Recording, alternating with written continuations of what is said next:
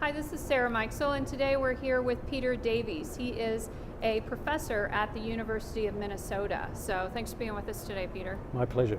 Very good. Tell me a little bit about the new veterinary feed directive and what it means for the industry. Well, as of the first of this year, there's been a very large change in the regulations about how antibiotics are used and how they're available to pig producers and to veterinarians. The biggest things in the past were that we had quite a lot of products that were approved for growth promotion uses in the pig industry that were available over the counter. So anybody could walk into the local store and buy antibiotics, and they had to be used on the label as approved, but there was no veterinary oversight of them. We also had a number of other products that were for therapy, for actually treatment of animals in the water and in the feed, that were also available over the counter.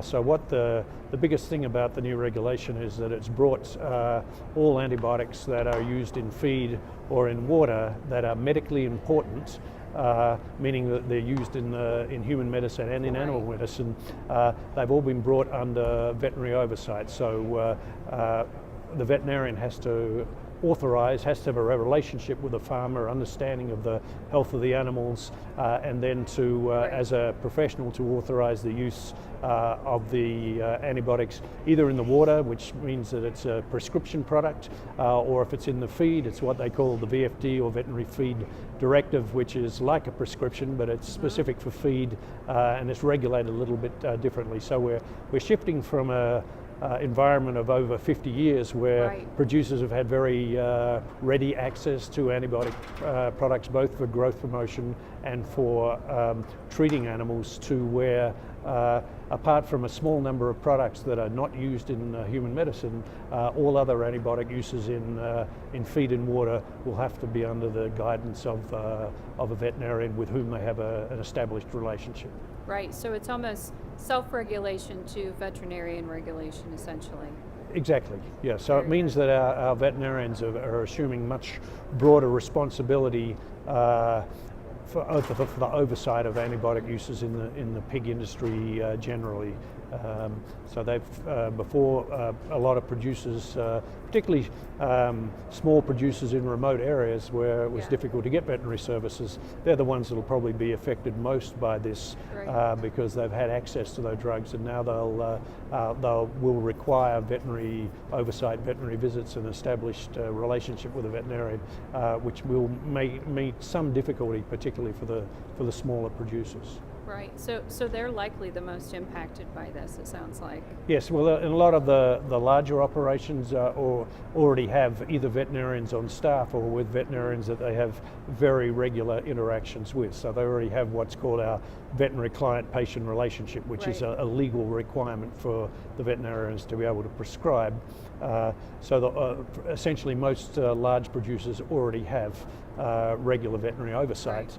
So for them, the impact is probably more for the veterinarians in terms of the workload for the veterinarians, in order to, because the veterinarians are the ones that are responsible for generating the VFDs and for maintaining the records and for the communication. So there's a lot more paperwork and a lot more probably also physical farm work for the veterinarians. So their workload is going up. But for farms that already have established veterinary relationships, the impact won't be so great, except for the loss of products. There's been, there was a presentation this morning, there's about 80 products that have been completely withdrawn, which are the growth promotion ones. So essentially, growth promotion of medically important antibiotics no longer will exist in the North American industry, which more or less brings it in line with some of the European countries now. Very good. And is that something that loss, how are producers making up for that, I guess? Yeah, and we're very much in the early stages of that, and so I think in there has been 3 years of preparation. So I think the producers that were reading the news and looking at the at the changing regulations, have had time to prepare. It seems at the pig industry level that there hasn't been a lot of disruption or lack of understanding, so that I think there was a good job by the government and by the industry to educate the producers. Right. I think in the swine industry, and the swine industry has had we've already had VFD products before, so we have a lot of experience. In some of the other industries, particularly the cattle industry, I think it's been a lot more problematic. Yeah, more disruptive probably. Mm-hmm. So, very good. Well, thank you so much for all the information today, Peter. My pleasure. This is Sarah Mikesell reporting.